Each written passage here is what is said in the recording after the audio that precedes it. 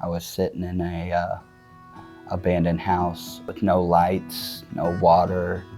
The windows were broken, and all I had was just a little basket of clothes, and I had a needle in my arm, and my arm was bleeding, and blood was just running down my arm, and I was trying like as hard as I could to fulfill my addiction at that point in time. My name is Rachel Martin, and this is my husband, Paul Martin. I came to Emmanuel after I had a rough couple of years. My sister passed away. I was back and forth between Texas and Indiana, and I kind of was just in a place in my life where I wasn't sure who I was or who I needed to be, and I was very lost and confused. When I moved back home, I was looking for something else. I wanted to put down roots, but I wasn't sure how to go about that. And I had went to a friend's house, and me and Paul reconnected. And I really wanted to go to church, but I was scared. I didn't know where to start. I didn't know, where to go, who to go with, who to pick. And when me and Paul reconnected, I was talking to him about it, and he said, "Hey, I go to Emmanuel." And I was like, I definitely want to go with you, and I became addicted. How I came to Emmanuel, I was in a treatment facility, and the bunkie that I was in my facility with, he was going to the Garfield Park campus, and just when he would leave and he would come back, he would just have this spark, this just you could just feel it when he would come in the room. And I was like, man, I want to go. I want whatever you're doing. As soon as I can leave, I want in. When I realized I needed God and I wanted a relationship with Him, I was at the bottom. I had a lot of childhood trauma, and I was just dealing with that in my present day life, and I just wasn't happy.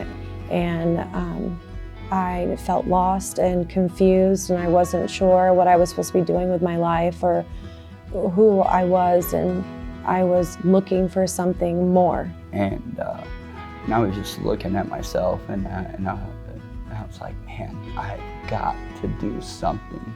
I can't keep doing this, I can't. And I went and checked myself in the facility, and I said, on the way there, I said, this is it, this is the shot, you're gonna take this one, and we're not looking back. And once I got in there, I really sat down and had to take a long look at myself. Since I've come to Emmanuel, I've had multiple friends that struggle with drugs like I had, and I've been able to, through my walk with faith here, I've been able to relate with them on the same kind of issues because we have the same type of problems.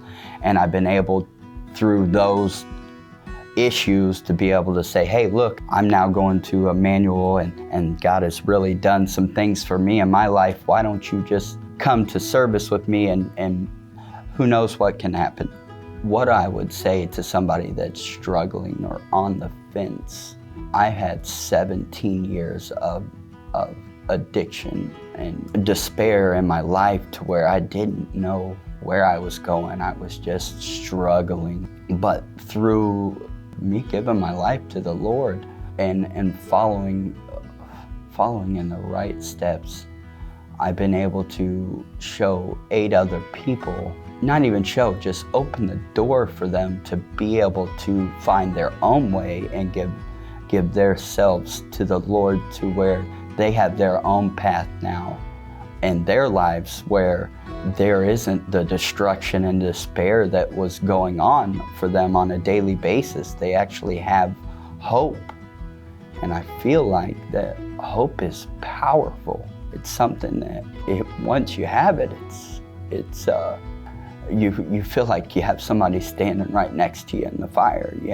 You have somebody to battle with. Coming from the lowest you could possibly be in your life to being able to take somebody and get them out of that to raise them up from the lowest feeling you can feel to now you can see them during the day and they got a smile on their face. Their kids are back in their life because they decided to listen to you and take a chance. What a wonderful feeling. If you're afraid to ask somebody to come to church with you, I would say don't be, because there's so much joy and so much power and so much hope in inviting somebody. Just that small invitation that you have no idea what that person is going through. That little handout could be a lifesaver for that person.